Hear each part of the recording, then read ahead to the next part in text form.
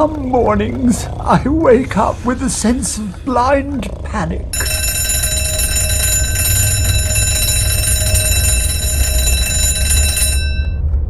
Two or 3 hours pass before I feel confident enough to get out of bed. Another 2 hours before I can even walk across the room. I spend another 3 hours eating breakfast, which I can only pick up with a toothpick. By the time I washed, shaved, and dressed, it's time for bed again. Oh well.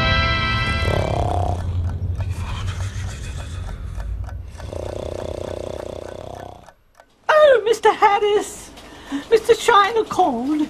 He said he won't be in today, as he's not feeling very well. Not feeling well? He's been employed at this firm for 18 months now, and we've never actually set eyes on him. This is not good enough. You have his address? I'm going to pay him a surprise visit.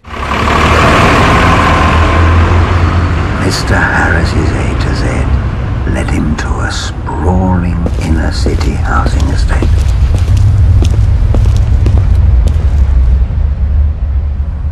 He made his way to flat 592A, along a landing on the 48th floor.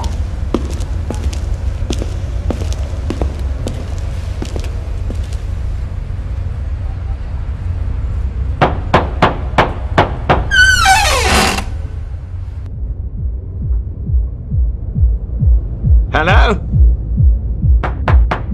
Hello? Mr. Shiner? Mr. Shiner, are you there?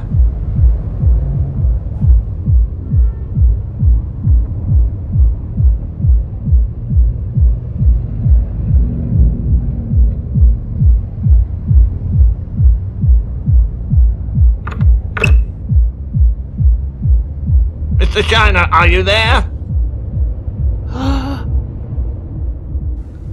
There was only half of Mr. Shiner in the bed. Good morning, Mr. Harris. I suppose you're wondering where I've been. As you see, I'm not quite all myself today. Perhaps I could come in and do just half a day. Actually, it's rather good. Having just half a body, I save a lot of money, you know. I only eat half what I used to, and pay half fare on the bus. Mr. Harris, are you all right? You look pale and sweaty. I don't know.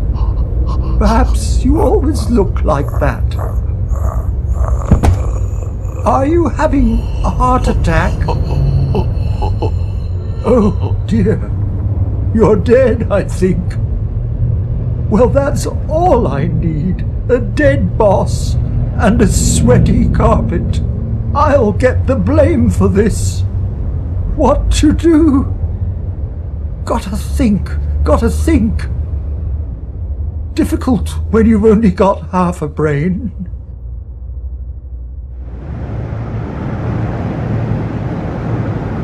I'll make it look like a nasty traffic accident.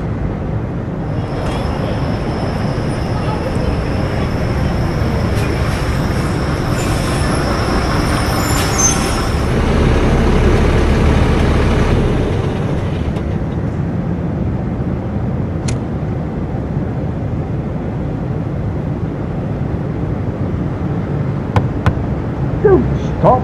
Why have you stopped? I'm early. Any complaints, tell the bus garage. This won't do. Mr. Shiner was having second thoughts about Mr. Harris. He thought he saw signs of movement. he dragged Mr. Harris to a service station. There, he administered artificial respiration using a tire pump.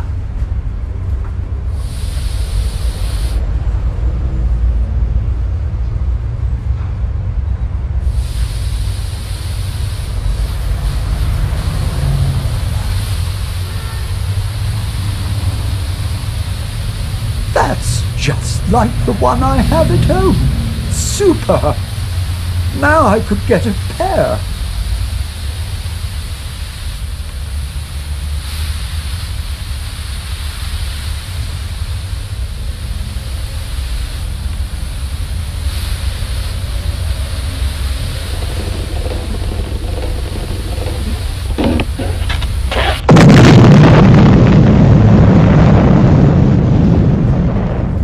Mr. Harris's body parts were strewn over a large part of SE-16.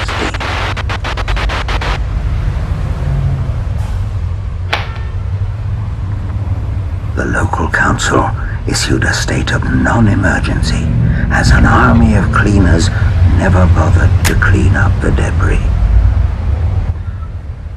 An official non-inquiry was held into the event. It was left to Mr. Shiner to pick up the pieces.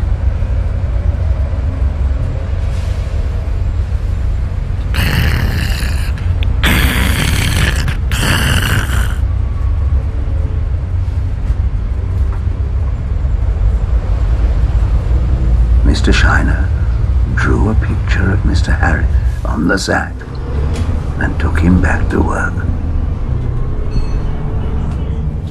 The remains of Mr. Harris sat at his desk.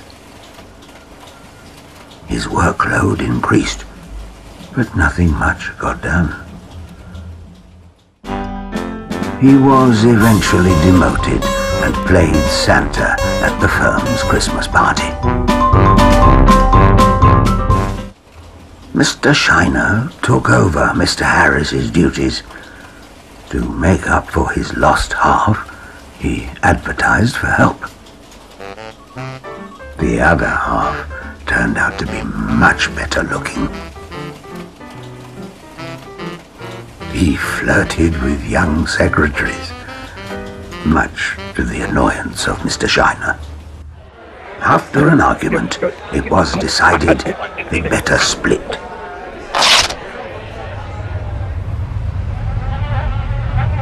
Meanwhile, Mr. Harris took early retirement, and Mr. Shiner went back to bed.